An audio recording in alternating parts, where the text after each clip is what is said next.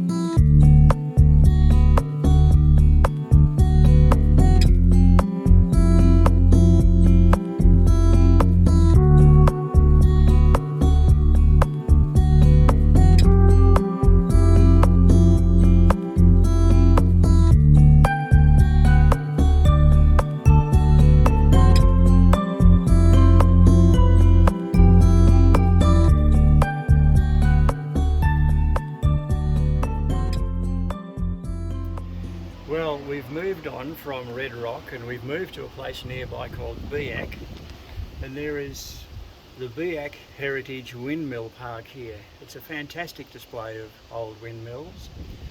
It was established in 2010. It commemorates the 150th anniversary of the settlement of Beeac, and it recognises the efforts of the early settlers in establishing a vibrant town to service the surrounding district and the surrounding agricultural area. It acknowledges the existence of the businesses of the 6 known windmill makers in the town at various times from about 1890 through to the 1940s. The windmills have been donated by local property owners in the Beeac area, and the restoration of the mills has been carried out voluntarily by a Mr. Dick Shinners, who was a retired general engineer from the Beeac area. So there's a wonderful display of some old windmills to look at here at Beeac.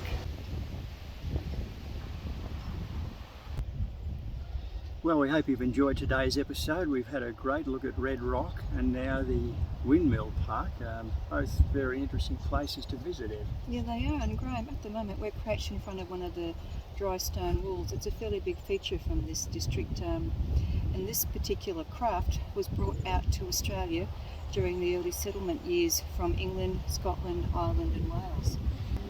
And it's interesting to note that some of the builders of the walls could work out who had built that particular wall just by looking at some of the features in that wall. I think they referred to the capping stones, was it? And yes. What was the other thing? The way they finished them off. Just the way they finished it off with the capping stones. So very interesting that they could pick possibly who had built the wall. But quite fascinating things to look how they're put together. So there it is, Beeac and Red Rock. We hope you've enjoyed it.